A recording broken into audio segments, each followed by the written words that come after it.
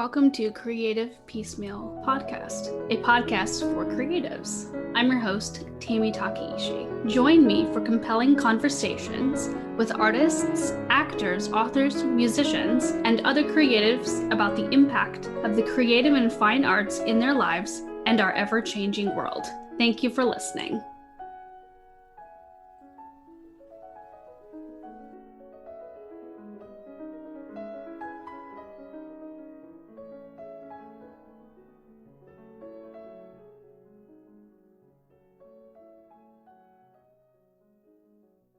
Hello, welcome to another episode of Creative Piecemeal. I am Tammy Takeishi. Today I am joined by Michael Flip Yingling. He is a talented voice actor and creative designer, formerly having worked for Disney Imagineering. He is now a senior product lead for Lego. So excited to have you on the show. Welcome. Thanks, Tammy. It's nice to be here. We're going to get started with who or what inspired you to become an artist and designer. I think it's a funny story anyway. I'd have to say George Lucas and the original Star Wars movie. I'm in that age range where I was just too young to see it when it first came out. But when it was re-released just before Empire Strikes Back, I remember my father taking me to the movies to see this Space Wars movie, as he called it. I think he'd seen it on a business trip. And so we went and saw it. And I remember just being so kind of moved and blown away by the storytelling throughout it and all these characters and this really kind of fascinating world that was developed that really kind of turned me on first and foremost to the notion of acting but more so just a rich storytelling universe that you could dive in and role play in and develop like your own kind of stories too. And then Empire Strikes Back came out and then Return of the Jedi. So I would say that it was really that trilogy that got me started on this path of like, wow, there's just so much to explore in this. And I started, I had the toys and I started, role playing, creating these huge kind of epic battles across the house and the living room and setting up, a sheet across the couch, and it was suddenly Hoth and the Millennium Falcon. I'd go running down the hallway. And I think from just sort of that standpoint of being in those, and I wasn't really retelling the stories. I was start to create like my own stories. I think that really kind of, I would say, led to this ongoing passion around really wanting to tell stories and really wanting to, kind of play in that space of immersion. And that I would say started down the path of everything that kind of came to be. That's really great. Do you have a favorite character or a favorite movie? I do. The favorite movie is definitely Empire Strikes Back. And I will say it that way because when it came out, it was Star Wars. It was The Empire Strikes Back and it was Return of the Jedi. It wasn't until way later that it was really Star Wars Episode 4. I knew it. So Empire was definitely my favorite of that series. When I first saw, my favorite character started off as Luke Skywalker. But it was really funny because try as I might, I didn't have force ability, so I couldn't move things towards me. So then it kind of ruled being Luke Skywalker out. So then I think, strangely enough, it varied between Han Solo and Boba Fett, but I think it landed on Boba Fett. I think it was just because the character always had he had the gadgets. It was really cool, right? He was such a small character in that film, but he had like a jetpack and he had blasters and he had a really interesting ship and he had all these gadgets on him. And I just found that to be fascinating. And it was like, well, I can't be a Jedi, but I could totally be Boba Fett. Like that is a realistic person that you could be. So I think that developed into who my favorite character of the movie wound up being. Nice. So does that mean by default you like watching The Mandalorian? Oh, I love The Mandalorian. I came very late to the party of The Mandalorian. Oh. Like it was just before season 2 started that I was like, well, I'll give it a watch, and then of course binge the whole thing. So yeah, there's definitely something about The Mandalorian and I guess the Mandalorian armor and everything else like that was pretty cool. It's weird because in my brain I'm like, it's not of the movies, it's not, but of course it's still canon in a way, and so like I had to just wrap my brain around the fact, especially from a creative standpoint, they're going to take things in different ways, and that's so important for creativity and for expression, and just even if it's not like quote unquote canon, it's still opportunities for people to take something great and see where it goes, and I just fell in love with the show. I really did too. It was funny because again, having come late to it, you get all sorts of like spoilers, and of course everyone was talking about, Baby Yoda, and there's lots of like the Quill memes going around like that. And strangely enough, it wasn't till I saw what really enticed me into it was seeing this behind the scenes on how they did the digital screens instead of green screens. So they were, had digital. I was like, okay, that's really cool. I want to watch this now and see if I can see that, that sort of blend between reality and the digital immersion. So I agree with you a lot on I wasn't necessarily attracted by the fact of like, oh, look, it's another Star Wars thing. To me, it was like, oh, wow, there's this really kind of cool piece of digital technology that they're using in the storytelling. I want to check it out. And then got totally engrossed in the story and absolutely, I think I've watched it like 5-6 times or something. Yeah, I was definitely sad when it came to an end. I'm like, that's it? Yeah. Then I was Googling to see if they were going to come out with many more seasons. But, everything comes to an end. It does. I mean, that's the best part, I think, of storytelling, is that there is that conclusion. And I mean, if you leave someone wanting more, I mean, that's always a good thing. If it's wanting more out of enjoyment, I would say that's a good thing. If it's wanting more because you failed to deliver on some type of creative endeavor that you're doing, like, oh, well, you didn't wrap up these 27 stories that you invented. Well, then that's probably bad. But right. Yeah, it's definitely the enjoyment aspect for me on those. That's really great, though, about, how Star Wars sort of inspired you. Is there something else about your work that people familiar with you wouldn't necessarily know, like something maybe surprising?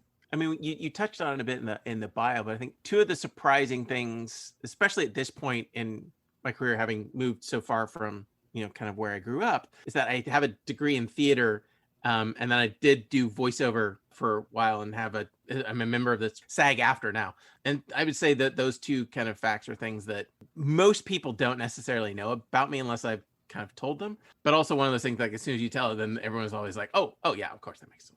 Do people who do know you, are they ever like, oh, can you do this voice for me? Yes. Like Yes. I do get asked a lot, especially friends or extended family. I've done a few birthday greetings from time to time, or voicemail messages, things like that. So yeah, it does come up in conversations when people know about that. I mean, on the plus side, it's also been a benefit, because whether it's at Disney or whether it was Disney or now at Lego, there's a lot of internal kind of, creative sessions or pitch things where, then something like that as a background or a talent comes highly regarded, because you're like, oh, well, we want to, add a little, so would you come in and help on this? Oh yeah, sure, totally. So it's definitely really fun for getting a diverse portfolio of projects that you work on. I can imagine. And that sounds like it'd be really fun to do, to be able to use your talents in a variety of ways. Yeah. So other than what you already do creatively, is there something in the creative and fine arts that you wish you could dabble in? Ooh, I definitely miss like performing on stages, right? Like, so it's been a long time since I acted in like a show, like a proper, oh, here's a script, whether it's costumes or not, but here's a script, blocking and things like that. So I think there's one area that I kind of miss and don't necessarily have the time, and especially here in Denmark, it's a whole language barrier as well. That I would say that's one area in that. And then, I mean, a couple other areas. I was into music a lot as a child. Like I played piano, played trumpet, grew out of both of those things over time. On the plus side, my daughter has gotten into piano, so we now have a keyboard in the house, and so start dabble back into that. So that's definitely an area where I've missed in the past and really had a lot of enjoyment, and super rusty now. Like sit down, like my brain goes, oh yeah, I totally remember that song. And then, oh, what are the notes again now? Like just remembering the actual notes on the piano. Then really, I think another area of fine arts that I wish I had more of a talent in, I think, would be painting and drawing. Having, getting a degree in the theater, there was certain amounts of, like life drawing and architectural type drawing classes you do. And when it came to architectural style drawing, so very mechanical drawing, I was able to kind of do that to map out perspective points and everything else like that. But when it came to, I would say, more realistic or even cartoon or comic books kind of stuff, I think that was always an area of passion of mine that was like, oh, it'd be great to do that, and just never set aside time to even try or see if I had an aptitude or even just, practice, right, I would say. So I think that's probably an area. Yeah, I think for so many people who are creative, you get focused on a few niche areas that you're really good at, you develop those talents, but there's always a few things where it's like, I definitely want to try that one day, you know? Yeah. Did you have any barriers, either internal or external, to sort of reaching where you are in your career or where you wanted to be? Yes, I would say a couple of the big barriers to it. One is, and I will say this knowing that I'm probably not alone in the world of this. I've suffered off and on from like anxiety and depression, and part of that comes with, I would say, or factors into having, kind of imposter syndrome. Like, oh, any point in time now they're going to figure out I'm not really good at this, and I'm going to lose my job and fire that. I think falling into those mindset patterns on things has been a self-limiting, because at times I've held myself back. I'm like, well, I'm not gonna throw them, because clearly they're gonna get somebody better for that role, or clearly they're gonna, they're looking for something that's not me, and that'll be it, rather than like really kind of like jump in and I would say take a little bit more risk. So I think that's one area that has, not drastically, but it's definitely, I've felt impacted various career decisions or other things. I think outside of that is, I think the other thing that I might say probably impacted, I loved the education that I had, and getting to go to school for, getting a degree in both theater and then, technical theater and design was great. The career path I went in, although used several things I learned in that, I think if I had gone back to school or got training in whether it be more business focused or something more in design or things like that, I think probably could have advanced my career a little bit. But again, life kind of gets in the way on the journey of that, and time gets in the way. So I think, the bigger one was probably more the internal just thought process around, well, I'm probably not good enough to do that, or yeah, they're gonna figure it out at any point in time now. I can't speak for myself. I've got my own bag of issues, but I know for many creatives, the imposter syndrome is such a real issue, and so serious, and for some debilitating. Yeah. And I mean personally, and I can't speak for others, right? I think personally some of that comes from, this is not to sound negative, like I absolutely love my parents, and they were very, very encouraging and supportive of everything that I did throughout school and throughout life. However, I can remember very, very early on in looking at colleges and university, my father was very strict on, well, you need to have a fallback plan. When this theater thing doesn't work, you need to have a fallback plan. You need to do that. And I think because of that kind of thinking and that kind of belief, it starts to get ingrained into you that like, oh, well, clearly I've chosen a wrong path here. And clearly it doesn't have value, because, here's people that I respect saying, well, it's going to fail one day and you need to do something else. And I can imagine that would be really hard to sort of have to deal with. But, it's a reality of the creative arts, Oh, it totally is. Parents worrying, people saying like, well, how are you going to make a living? And, oh, you want to be a musician, or you want to be an artist, or, not too many people make it that far, and it's true. Like, then there's people who find ways to make it and get creative in what they do, or get a 9-to-5 job where they can still use their creative talents, and still be happy and find passion. Totally agree. I mean, like in my case, I was going to be an actor, and same kind of thing. Like, wow, actors are a dime a dozen. Okay, what restaurant are you going to work in while you're trying to have your big break and things like that? And although it's been an interesting journey, I can now kind of look back and say, okay, well, there's lots of techniques and lots of things that I learned on the road to be an actor that I've applied to, the career path that I've chosen, and sort of the creative industries. And, like at Disney, working on interactive attractions, for guests and things like that. Being an actor, you have to, make people believe you're this character, and you have to convey this story to them, through your actions and everything else like that. And, you want to pull them in and make them a part. You don't want them to sit there the whole time going, oh yeah, that's, that's the guy I saw in another show. Okay. Like, you really want to make them believe. And I think the same thing, in working at Disney. I mean, it was all about storytelling and bringing people in this immersive world. And so, and same with Lego. I mean, it's very much it's a creative tool, but there's also a lot of role play and a lot of creative inspiration and storytelling in it. So I agree with what you're saying. I mean, it's interesting that, you can go down one path, thinking along the lines of, oh, I'm going to be this type of creative, and then wind up someplace else, but you're still using a lot of the same skills and techniques that you would have used in that sort of creative industry in another one, which is a lot of fun. Along those lines, what is one of your favorite projects that you've worked on to date? If you're allowed to talk about that sort of thing. Yeah, luckily everything I've worked on is okay. Not everything I've worked on, but everything I would. Okay, most everything is public knowledge at this point. I think there's a couple. So at Disney, one of the favorite things I worked on, I think, was the Stitches telephone booth, the video conference booth that we did. So it was in the world of living characters. So if you've seen anything like Turtle Talk with Crush or Monsters Inc. Laugh Floor that was at Florida, things like that, where it's essentially digital puppetry. So it's a digital character that has lip flap to it, and then a live performer is controlling them through either a touch screen or a PlayStation controller, and then a live microphone. And so that was a project that came about from essentially how could it was like that question of, like, well, if Mickey Mouse is walking around the park, how can he turn and say, "Hi, Tammy," right? And make you believe it, right?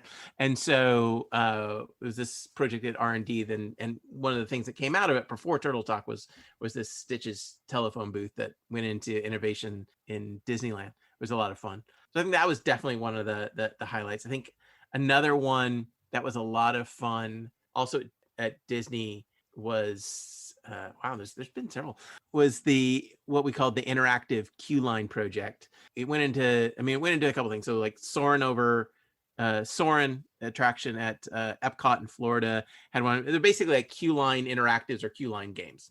So as you're waiting for like in Soarin', it uses your body and thermal cameras in order to do it. We put one into Space Mountain that had touch buttons along the thing and monitors, and you were defending the station or landing aircraft, things like that. So that was just a really fun project. Getting to work a bit on Club Penguin in Canada was super fun. And then I think now at Lego, so it's creative lead on Lego Life when I first started.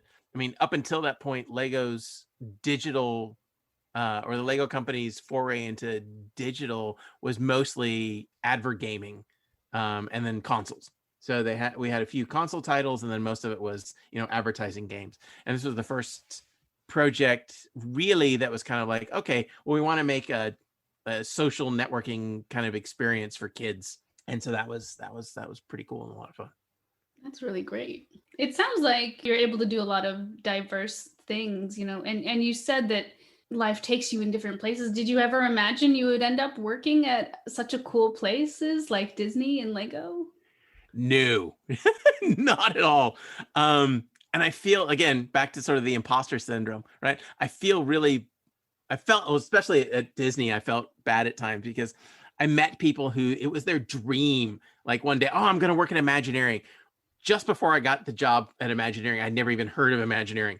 I knew of Disney, like I'd gone to Disney parks before, but I didn't know there was this company called Imagineering. And I was working in a theater in Irvine, California, and there was other people that were working there, and they were consultants or contractors with Imagineering. And so I kind of fell into it at that point, and then made a 14-year career of Disney. And same with kind of Lego. Lego was another one where it was like, when the opportunity came up, a really good friend of mine was looking for jobs. I'm like, oh, I'll help you look. I mean, I want you to be successful, so I'll help you look. And started looking at, different gaming companies and other things and then just started randomly looking at companies I had heard of. And I had it wasn't a lot of Lego sets. I mean, it was sort of like, I got like one set as a Christmas gift for like 5+ years, something like that. And just on a whim, I'm like, well, let me see about this Lego company and see, oh, look, they have job postings. But yeah, never in a million years had thought this guy from the States, they're going to pick up and move over to Denmark and work at this company that makes, plastic bricks. But here I am. I remember seeing, I think it was a documentary about Lego, and I was just amazed by, how it started. And it's so interesting and so inspiring. So yeah, it's a fascinating company. So we're going to shift gears a little bit. And obviously, it's been a very difficult time in history and in the world. And I'm wondering, has that affected your creative process at all, or led into your life in any way in terms of creativity? Yes, it has. So from a a daily kind of ways of working and business kind of standpoint, right?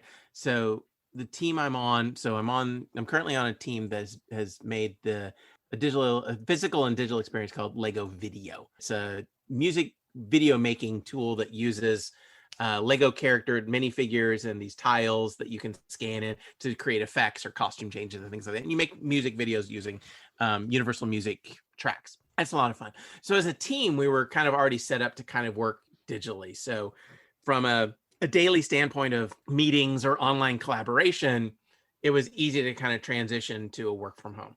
However, one of the strengths of working at the Lego company is the creative environment that is the Lego company itself. And we have bricks around, we have sets around, there are people, massive amounts of whiteboards and things like that. And I mean, a lot of the creative process that we go through literally involves walking over to someone's desk or pulling them into, a little breakout area where you can, whiteboard up something or build something and things like that. And so that suddenly became non-existent. This notion of because like Denmark, we went into lockdown in April. I mean, and it was like, it started off as like, all right, everyone's in lockdown for everyone go home for 4 days. And then after those 4 days, they were going to figure it out. And eventually they just went to the office was fully closed and everyone was work from home. And I mean, we've opened back up. We're about, I think 40 or 50% are allowed back in the buildings and things like that, but it's still social distancing and wear your mask if you're not at your desk until, the vaccines and everything should roll out and we should be back to sort of everyone back in the office by end of summer, I would say. But that just the sheer notion that you couldn't grab someone quickly or you couldn't build something quickly drastically changed how we kind of went through the creative process. I mean, we do a lot more kind of mural or Miro boards now, like digital online whiteboard, but it's not the same as just picking up bricks and making something or grabbing, pens and sketching it up on a wall. Yeah. I can imagine that it sort of forces people to, no pun intended, get creative about the creative process. Yes, it definitely does. Yeah, for definitely better or worse, really. Stretching what you do in a different environment. Yeah. Again, sort of a gear change here. This is one of my favorite questions. If you had no limitations or budgets or barriers on a project, what would you do? Ooh, what would I do? I had no barriers or I would struggle, in all honesty, I think a little bit. I think one of the interesting things has always been certain limitations on a project to figure out, whether it be a creative solution of how to do something or, just those trade-offs that you kind of take around, well, it's either, X or Z, we can't do everything, type of thing like that. And to me, that always kind of makes for some of the most interesting things.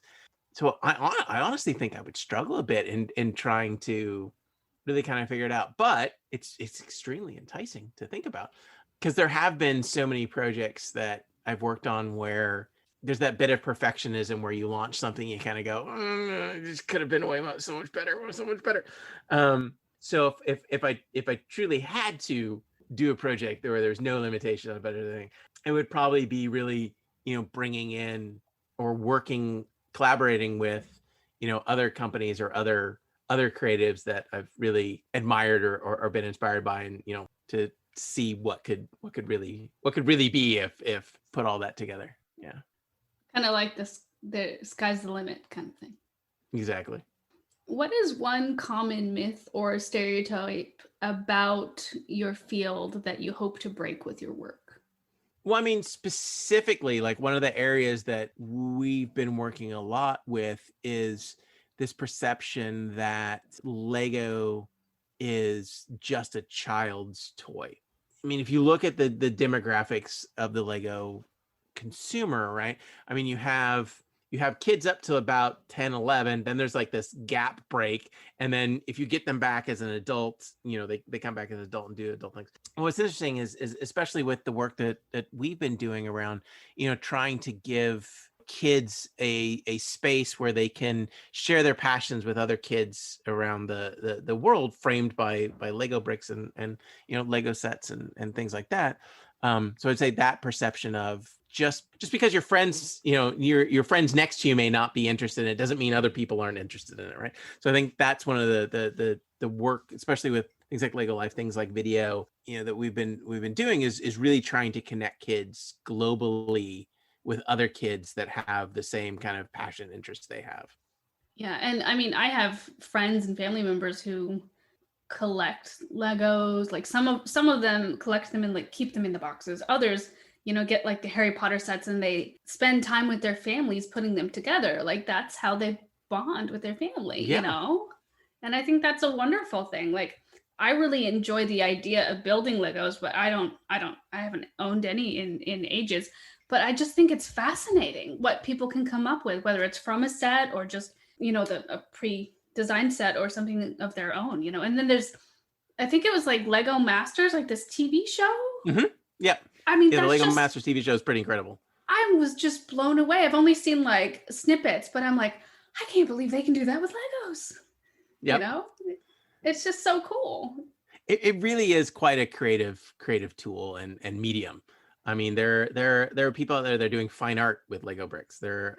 We just launched a series around mosaic pictures and flowers and things like that. So I agree with you. But I mean, and I would say, getting back to your what is one of the, I think the other myth there, which you actually touched upon it, is that Lego is a very solitary activity. Seems to be a myth that's bridged, right? So as a child or somebody, like, hey, I give you a set, you open it, there's an instruction book, and you are the one that builds it. But I mean, one of the things that we enjoy doing as a family too is family build time, right? So we all get together and yes, we may be building on the same set, or we may be building 3 different sets. But this notion of an actual family activity that we can do together, which is, really, really fun and cool. And at the end of which, continue to play with, is awesome. Is there a set that does not yet exist that you wish existed? Good question. As a child, I would have said yes to a lot because there weren't a lot of theme sets at the time. Like there was just space, castle, and city. And so there was a lot that I would have said at that point in time, yeah, there's all of these sets that would be, anything Star Wars related would have been awesome. But now we have a whole Star Wars line. There's a whole Harry Potter line, everything else like that. But I think if there was one set, well, being a bit of a theater nerd, I would say like something like an actual proscenium house theater, I think would be pretty cool with the working, so like a fly system and an orchestra pit that could go up and down, things like that. Like something like a realistic theater, I think would be pretty cool. Because then also you could put on performances with your minifigures and everything else like that. I think that'd be pretty awesome. That would be very neat. Yeah, I really enjoy, like, I'm a big fan of things that are like miniaturized and then things that are like overly scaled and blown up.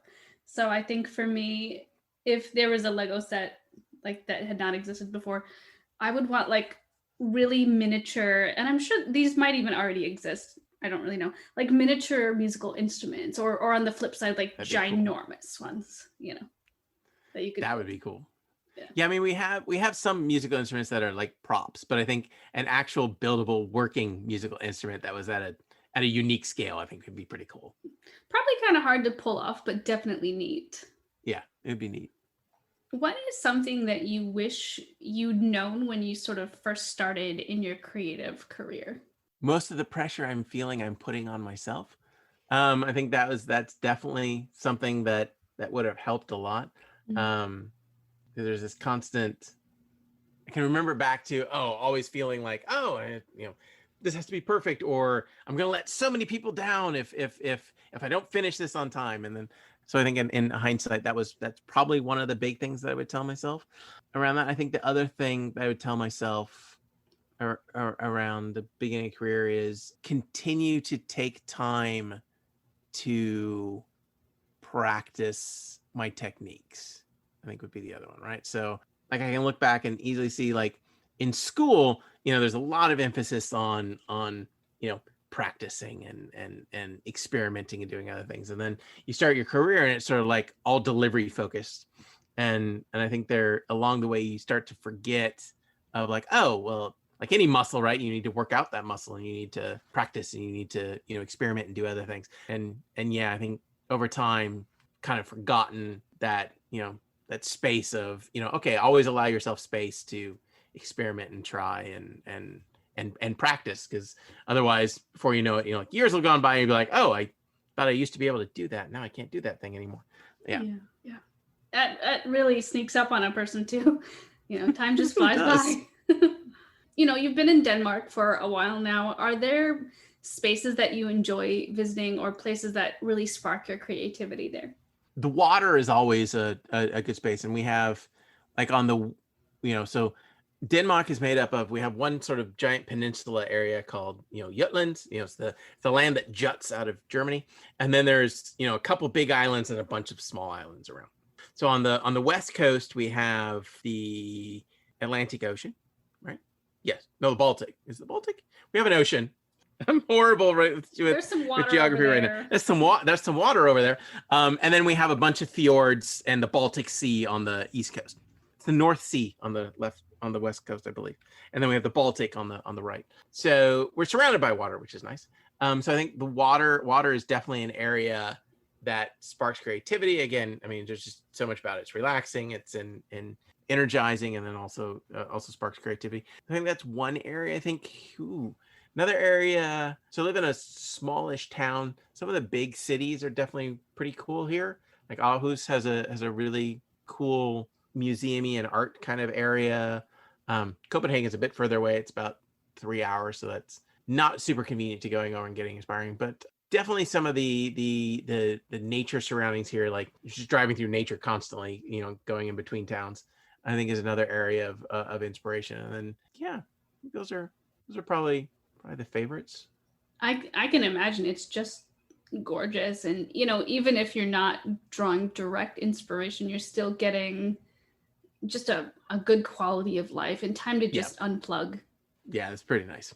As a foodie, I'm just terribly curious, are there any types of food that you miss not being in America? And then on the flip side, are there any foods in Denmark that you have come to love? Ooh. So Danish food is very, I would say, it's very kind of meat and potatoes based. Like potatoes go into a lot of cooking here. I know it's pretty awesome. Like meat, sauce, potato, and a maybe another root vegetable. And like everywhere you go, like almost every farm around here grows potatoes. Like it's just like you just see signs for potatoes like constantly, and carrots and stuff like that. But I mean one of the traditional Danish food items here is an item, and I'm gonna totally butcher it, so I apologize to anyone who speaks Danish who's listening to this. But it's a food item called smørbrød. And it's very similar sounding to like smorgasbord, but smørbrød. And what it is essentially they make a rye bread, but it's not like the kind of rye bread that you think of like a deli sandwich in the States on like a nice pastrami on rye. It's made with like rye flour and other things. So it's a really hearty, kind of dense, thick flat bread. And then they put toppings on it. It's like an open faced sandwich. They put toppings, they eat it with a knife and fork. And strangely, when I first got here, it was like I was like, whoa, no. Like the bread is dry, but over time you're like, ooh, this is really good. So I think that's one of the Danish food items that I've kind of grown to be like, oh, this is really good. Everything else, I mean, there's some really good pork dishes, some really good meat dishes in general. But I think smørbrød is kind of the staple that's just like, okay, that's kind of good. But I think the other one, which is a hash, is biscuemel, is pretty good too. Which is your kind of traditional hash made of potatoes and spices and seasonings, and then whatever leftover meat that you had from the roast, like your roast day before.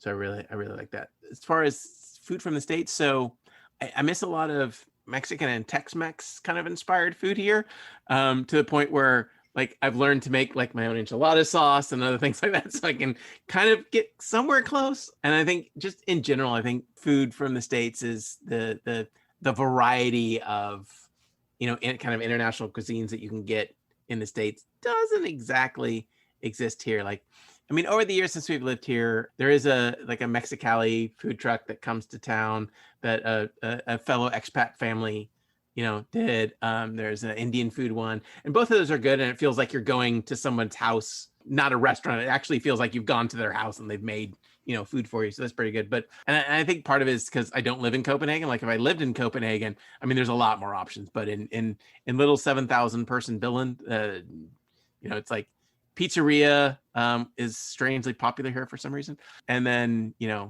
couple Danish places, and that's about it. So yeah, I would say the options and variety, but definitely Mexican or even Cal-Mex or Tex-Mex kind of food is probably a big miss. Yeah. I feel that when I lived on the East Coast, I really missed Tex-Mex. Yeah, for sure. And now I'm like surrounded by it, for better or worse. It's like, oh, exactly. Tacos again. You're like, yes. And speaking of food, if you could have dinner with any creative person, living or passed on, who would it be, and what would you have as the meal? Oh, wow. That's a good question. I used to actually have a running list of what I called people I wanted to have coffee with. And it was like on the list, strangely enough, it was people like the photographer Nigel Barker, the designer Tim Gunn, and it was and maybe it was because they were on TV at the time. So I think now as looking at that, I would love to add someone like Jon Favreau to that. Oh, yeah. So I mean, I think those are definitely three. I'm sure, like, I swear I used to have like 7. I used to have this running list of 7. It was always like, oh yeah, these are the 7 people that I want to have, a coffee date with, and just kind of pick their brains and hear about it. In recent years, James Gunn would be definitely interesting to talk to. We'll start with that list. And as far as what would the meal be?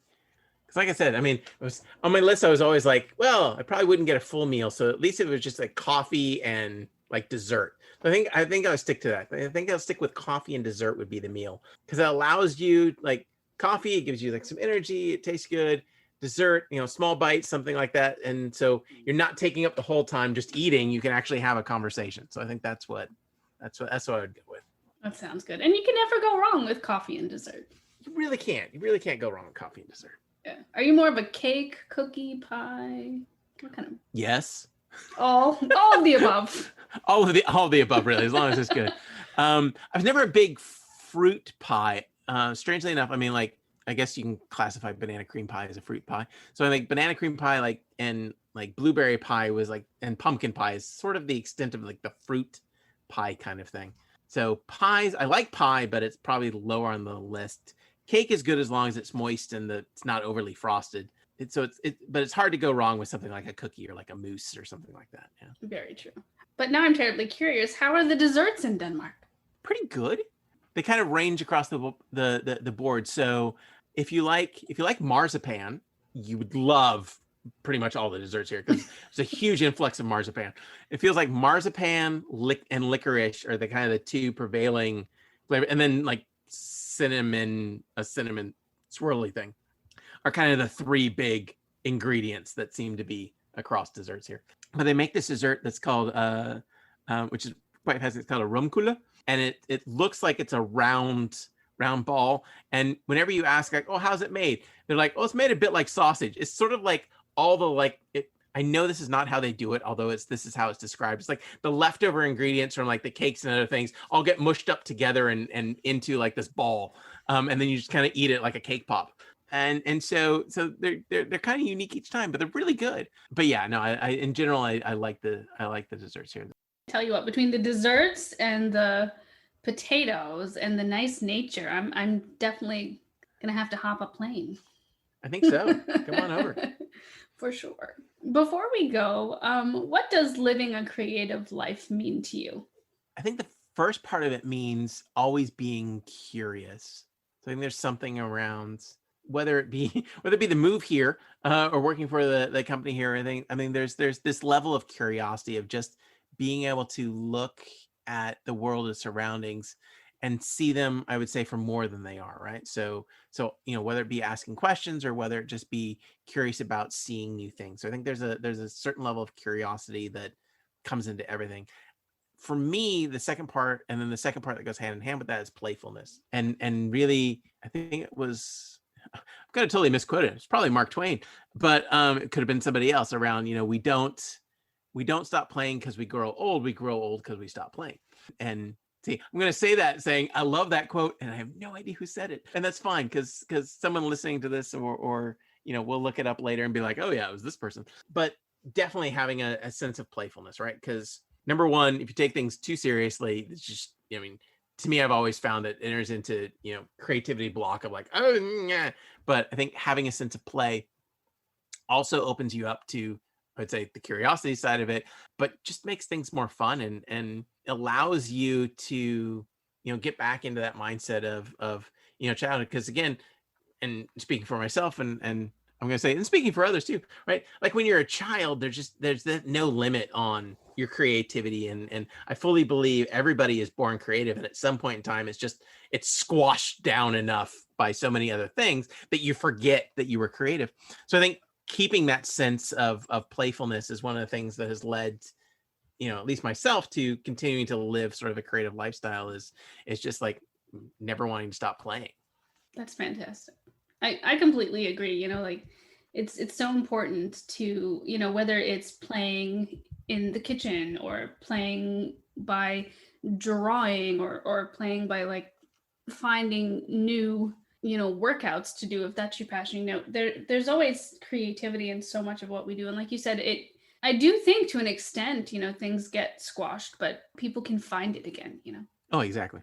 Well, excellent, Michael. Thank you so much for being on the show. And listeners, be sure to check out the show notes to learn more about Michael and his current projects. Thank you so much. Thanks for listening to the podcast. Like the show? Have a question? Stop by the Facebook and Instagram pages. Links are in the show notes, or search for Creative Piecemeal Podcast on social media and click follow for all the latest.